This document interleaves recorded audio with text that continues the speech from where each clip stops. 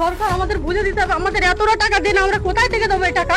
আমি দীর্ঘদিন আজ 5 বছর ব্যবসা করছি। আমার হাজবেন্ড নেই, আমার দুটো বাচ্চা আছে। আমার ভুষির দোকানে 3 লাখ টাকা বাকি। আজকে আমার সারা জায়গা আমার বাকি, সব টাকা চাইছে, আমি দিতে পারছি না। আমি এই গরুগুলো বিক্রি হচ্ছে না, খদ্দের আসছে না, পার্টি আসছে না। আমার পাশেই এখানে ঘোষপাড়া আছে, তাদের তো প্রতি ঘরে ঘরে গরু। কি সরকার এত জালে? আমরা ওই এক্ষুনি মরণ ছাড়া আমাদের কোনো রাস্তা নেই। কি করবো আমরা? তারা যে হাওয়া করে কাছে, আমার মায়ের চোখের জল দেখে, পানি দেখে আমি তা হতাশ হয়েছি। একটু উদ্ধার করো না, উদ্ধার করো না তো তোমরা গরুগুলো নিয়ে নাও। আমার ব্যবসা করে খাই, এটাও যদি না করে খেতে পারবো আমরা, তাহলে কি করবো? আমরা থলি কিনে দিকে আমরা ভিক্ষা করি। এখন 5 লাখ টাকা দেন, আমরা কোথায় থেকে দেবো এতটা টাকা? আমাদের সরকারে বুঝে দিতে হবে এই টাকা। কি করে আমাদের এরকম সরকার আমরা চাই না, আমাদের সরকার আমরা চাই না, এই সরকার আমাদের বুঝে দিতে হবে, আমাদের এতটা টাকা দেন, আমরা কোথায় থেকে দেবো এই টাকা?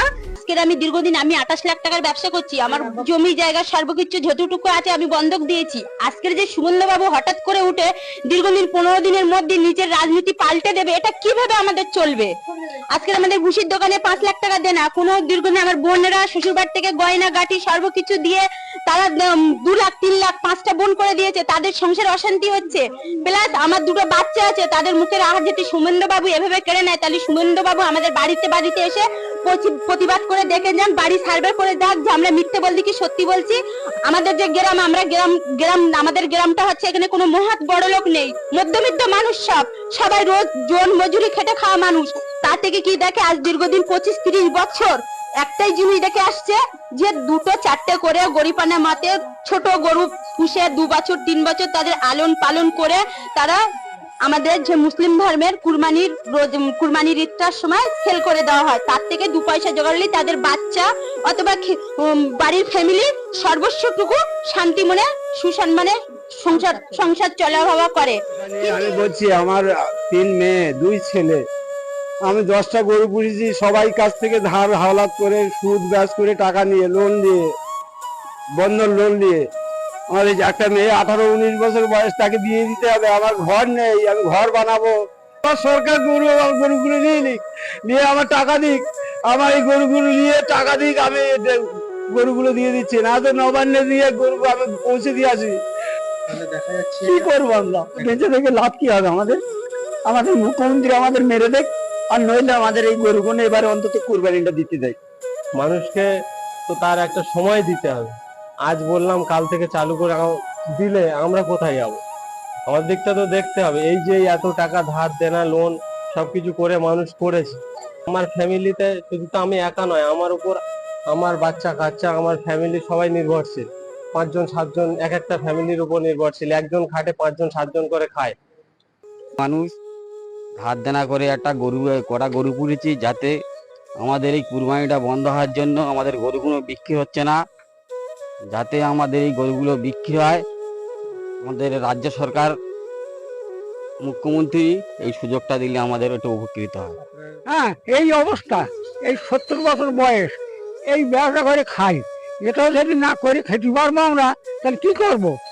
আমরা থলি কিনে দিকে আমরা ভিক্ষা করি, কলকাতার দিকে গিয়ে ওখান থেকে নিয়ে এই দেখতে পাচ্ছ 2 লাখ 2.5 লাখ টাকা করে গরু। তারপরে ভুসির দোকানে বাকি আছে। তারপরে ওখান থেকে আমাকে সবাই ভালোবাসে, ওখান থেকে সব ঋণী ফিনি করে ম্যানেজ করে এখানে খাই আমরা, জন মজুরি দিয়ে খাই। আমাদের একটা ছেলেটা প্রতিবন্ধী, ওই একটা যাতা আমরা কি করে খাওয়া? হাতটা যেভাবে চালু হয় বাবা, সেই কাজটা বাপ করবা, ধর্ম বাপ বলে দিত না।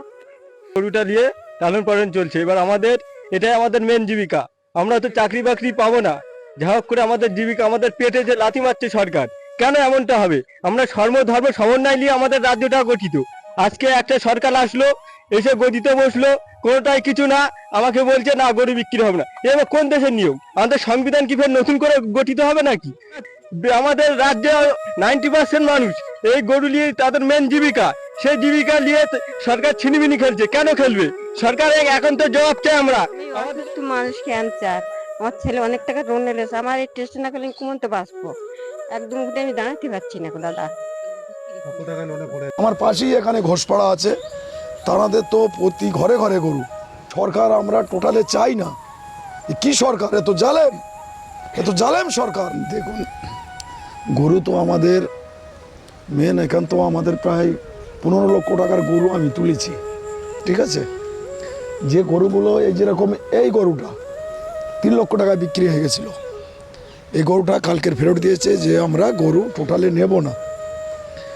ওরা যে সমস্যায় পড়তেছে কলকাতার লোক, সেই গরুগুলো ওরা যে এখান থেকে নিয়ে শান্তিভাবে কুরবানি করবে, তারা বলছে তো আমাদের এখানে টোটাল মানা করে দিয়ে যাচ্ছে পুলিশ, আমাদের টোটাল এইখানে ঘরে এসে মানা করে দিয়ে যাচ্ছে। যারা একটা দুটো গরু নিয়ে যাচ্ছে তাদের গরু নিয়ে ছেড়ে দিচ্ছে ওইখান থেকে। তারা বলছে যে আমরা এত টাকা দিয়ে গরু নিয়ে এখান থেকে যে আমরা কুরবানি যদি না দিতে পারি তাহলে আমরা গরু নিয়ে কি করব। এমন একটা সরকার এসছে কেন আমাদের পশ্চিমবাংলার মধ্যে, এই সরকার আমরা টোটালে চাই না। কি সরকার, এত জালেম, এত জালেম সরকার। এই জালেম সরকার আমাদের তো হিন্দু মুসলমান, এখানে আমরা, আমার বাড়ি ছিল কাবিলডাঙ্গায়, আমি কাবিলডাঙ্গাতে উঠে বামনে এসেছি। আমার পাশেই এখানে ঘোষপাড়া আছে, তাদের তো প্রতি ঘরে ঘরে গরু। এখানে মুসলমানের মধ্যে আমি একাই ব্যবসাদার, এখানে আর মুসলমান নেই। মানে আমরা সরকারের কাছে আবেদন করছি যে গরুগুলো আমাদের বিক্রি করার অন্তত এবারটা অন্তত এ করে দেখ। আমাদের ঈদের তো আর সময় নেই, যদিও অর্ডার দেয় সরকার, এই গরুগুলো আমাদের আর 2.5-3 লাখ টাকা বিক্রি হবে না। আমরা এখন 1.5 লাখ টাকা করে হলি, 1,20,000 করে হলি গরুগুলো বিক্রি করে দেবো। আমার এরকম পরিস্থিতি আছে, আমরা যে গরুগুলো খাওয়া দেবো সেরকম পরিস্থিতি নেই। আর আমরা কুরবানি হয়ে গেলে গরুর কোনো হালে খাওয়া দিতে পারবো না। আমার ভুসির দোকানে 5 লক্ষ টাকা দেনা আছে। আমার এই টাকাটা আমি সম্পূর্ণ লোন থেকে লোন নিয়ে বা শোধ করে 5 টাকা হারে 10 টাকা হারে শোধ করে নিয়েছি টাকা নিয়ে এই ব্যবসা। প্রতিদিন আমার 4 বস্তা করে ভুসি লাগে, এক বস্তা ভুসির দাম 1200 টাকা। শুধু এই নয়, এদের ম্যাশ লাগে, ওষুধপালা লাগে, ক্যালসিয়াম লাগে, পাউডার লাগে। এই বাংলা তো সোনার বাংলা বলে তো গরিব মানুষের পেটে লাথি মেরেছে, সোনার বাংলা বলে গরিব মানুষের পেটে তো লাথি মেরেছে। দেখেন আমার ঘরে যে ভুসিগুলো ঢেলা আছে, 45 বস্তা করে ভুসি 10 দিন 12 দিন করে হয়। আপনারা আসেন দেখেন ভুসিগুলো দেখেন। যারা আমরা তো প্রথম কথা হচ্ছে আমরা এই গরুগুলো নিয়ে আসি, এদের 1 বছর করে দুধ হয়। দুধ হওয়ার পরে টোটালে আর দুধ এদের হয় না, কোনো হালে বাচ্চা দেবে না এরা। আর আমরা যে এদের রেখে দেবো, রাখারও কোনো পরিস্থিতি নেই। এদের রেখে দিলে এবারে গরু সব শরীর খারাপ হবে, নানান রকম। আমাদের নিজেদেরই খাবার জোটাতে পারিনি, যে এদের খাবারটা কোথা থেকে জোটাবো আমরা। আমি এই মানুষগুলোর প্রাণ বাঁচাতে প্রাণ ভিক্ষা হিসাবে আপনাদের কাছে করজোড়ে আবেদন রাখতে চাই।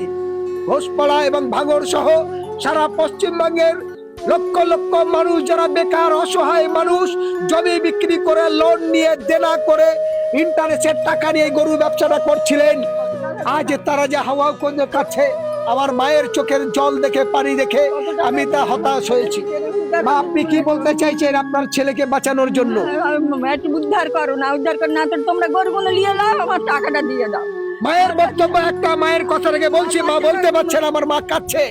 তার বক্তব্য আমার ছেলে মেয়ে আমার পরিবারকে বাঁচানোর জন্য সরকার উচিত মূল্য টাকা দিয়ে গরু নিয়ে যাক, তাহলে আইন কার্যকরী হোক। আর যদি তা না হয় তাহলে আমার গরুগুলো বিক্রি করার মতো সময় দেওয়া হোক। আমরাও সরকারের কাছে একই দাবি রাখছি, হয় গরুগুলো আপনারা নিয়ে উচিত মূল্য দাম দিন, আর নাহলে গরুগুলো আপনারা বিক্রি করার সুযোগ দিন। পাগল হয়ে যাচ্ছে, কত টাকা দিন আগে টাকা কি কমেন্ট উদ্ধার হবে? গরু নামে কমেন্ট উদ্ধার হবে, তোমরা একটু উদ্ধার করো না তো তোমরা গরুগুলো নিয়ে নাও, নিয়ে আমার ছেলের টাকা দাও। আপনি একটুকুনি অন্তত আমাদের একটু আর চোখে অন্তত দেখুন 10টা দিনের জন্য, আর কিছু বলার নেই আমার। আমাদের দেনাদুনি করে লোন ফোন করে গয়না টাটি বন্ধক দে ছেলে ফিলে গরু বাছুর কিনেছে বিক্রি করবে, আর সেই গরু বিক্রি হয় না। সে আর চিন্তা ভাবনা, ছেলে গা শুয়ে ওঠে না, গা ছেড়ে শুয়ে রয়েছে। যদি কোনো কিচ্ছু হয় তেল কিনে দিতে হলো আমাদের তালি খাই। এসব বুড়ো বুড়ো মানুষ আমরা সব গরু ছাগল পুষতেছি, সে একটা চিন্তা ভাবনা নি। ভুসির দোকানে ভুসি দেয় না, বিচলি নিকো, গরু কি খাবে? দেখি দেনাদুনি 5 লাখ টাকা এতে পাবে তোমার ভুসির দোকানে, লোন করেছে 10 লাখ টাকা। চুরি গয়না বৌজির বন্ধক দিয়ে সব বৌজি জামনা পানি কাটে, তারা কাঁদে এ করে, গরু বাছুর যত্ন খাতির করে তারা পুষেছে, 2 পয়সার জ্বালায় গরিব মানুষ। আর এইরকম সর্বনাশ হয়, এ কি সর্বনাশ বলে রে? আমাদের তো দেনাদিনই বিশাল দেনাদুনি রয়েছে সব, আমরা গরুর জ্বালায় আমার কাছে চিন্তা হয় না। নতুন সরকার মানে আমরা তো মানে ভোট দিয়ে করলাম, কিন্তু আমাদের তো এই অবস্থা। গরু বাছুর তো বিক্রি হচ্ছে না। গরু গরু করে মনে হয় পাগল হয়ে যাচ্ছে সব। এ কি জ্বালা? আপনি লোন নিয়েছেন? 10 লাখ। হ্যাঁ, এই হয়তো করি আমাদের খেতে হয়। আমি খোঁড়া লোক, ছেলে নেই আমার আমার একটা স্বামী নেই, আমার তো ছেলে নেই, এইবার এই করে খাই। তারপরে লোন নিয়ে এবারে অনেক টাকা ইন্টারেস্টে নিয়েছি। তারপরে ঔষধের ঘরে পাবে, খোলভুচির ঘরে পাবে, তাদের দিতে তো হবে। সোনা দানা সব বন্ধকে আছে, ছাড়াতে পারবো না। তাহলে আমরা এই গরু বাছুর কোথায় নিয়ে যাবো? আমরা তখন ভীষণ জ্বালায় আছি। সকাল হয় আর গইলি চলে আসি গোল পরিষ্কার করতে, গোবর পরিষ্কার করতে হয়, কত টাকা দেনা আছে। এবার ভুসির দোকানে বিসলের খড় কিনতে হয়। এবছরটা ঈদ হলে আর পরের বারে আর গরু আর পুষবো না। এবছরটা আর কি যেরকম করে আর কি বিক্রি করে নিই। যে আমাদের নাখোদা মসজিদের ইমাম সাহেব যেটা বলছে, ও লোকের কথাটা তো মোটামুটি কি বলবো, উনি জানে কি যে কার ঘরে কত গরু আছে। যে জনগণের মত নিয়ে তো একটা কথা বলা দরকার। উনি আগে থেকে বলে দিচ্ছে যে কুরবানি বন্ধ হোক, শুভেন্দুর সাথে সাথ দিচ্ছে। তাহলে শুভেন্দুর সাথে সাথ দিচ্ছে, ঠিক আছে, কার ঘরে কত গরু আছে কি জানে কি? কলকাতাতে শুধু যে হিন্দু ভাইয়েরা গরুর ব্যবসা করে সেটা কিন্তু না, সাথে কিছু মুসলিম ব্যবসায়ী রয়েছে, গরুর ব্যবসা রয়েছে, যারা গরু ব্যবসা করে সারা বছর জীবন জীবিকা নির্বাহ করে। অর্থাৎ কোরবানির ঈদে তারা কিন্তু এই গরুগুলো বিক্রি করে একটা বিশাল লাভ্যাংশ পায়, আর সেই লাভ্যাংশ দিয়ে কিন্তু তারা সারা বছরের জন্য জীবন জীবিকা নির্বাহ করে, পুরো পরিবার চালায়। ছেলেমেয়ের লেখাপড়া খরচ, অন্যান্য খরচ কিন্তু তারা এই কোরবানির ঈদে গরু বিক্রি করে এই লাভের টাকা দিয়ে কিন্তু চলে।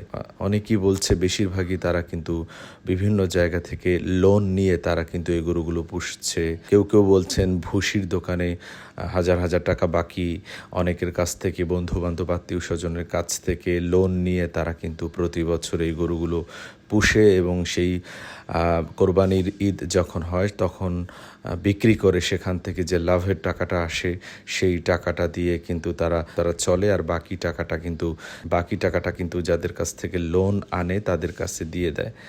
তাই এই অসহায়ত্ব ফুটে উঠেছে এই ফুটেজের মাধ্যমে। কলকাতাতে অনেক মুসলিম গরু ব্যবসায়ীরা রয়েছে যারা আসলে তাদের প্রফেশন, তাদের পেশাই এটা নির্বাহ করে, এই পেশার সাথে তারা সংযুক্ত রয়েছে। কিন্তু কি অবস্থা, এবছর মুসলিমরা কোরবানি দিতে পারছে না, এই জন্য হিন্দু ভাইয়েরাও গরু বিক্রি করতে পারছে না। এদিকে পাশাপাশি যারা গুটি কয়েক মুসলিম ব্যবসায়ী রয়েছে, গরু ব্যবসায়ী রয়েছে, তারাও কিন্তু গরু বিক্রি করতে পারছে না। এটা যে শুধু কোরবানির ঈদের জন্য সমস্যা হবে সেটা কিন্তু না, এটা ঈদের পরেও কিন্তু এই গরুগুলো কোথায় যাবে, কি করবে, কি খাবে, এই গরুগুলো নিয়ে তারা কোথায় যাবে, কি করবে, কি খাওয়াবে, নিজেরা খাবে, পাশাপাশি এই গরুগুলোকেও তো খাওয়াতে হবে। আর একটা গরু পালতে হলে তো হাজার হাজার টাকা খরচ হয়। এই খরচ কিভাবে মিটাবে, তাই তারা কিন্তু দুশ্চিন্তায় পড়ে গেছে। তাই আমাদের উচিত কলকাতায় যারা প্রশাসনের লোক রয়েছেন, উপরস্থ যারা লোক রয়েছেন, তাদের অবশ্যই এই বিষয়টা দেখা উচিত এবং অবশ্য গরুগুলো যাতে সবগুলো বিক্রি হয়ে যায় তার ব্যবস্থা করা উচিত। বিশ্বের সকল আল্লাহর সৃষ্টি সব ভালো থাকুক, সবাই মিলেমিশে থাকুক, যে যার ধর্ম ঠিকঠাক পালন করুক, সুস্থ থাকুক পুরো পৃথিবীর মানুষ।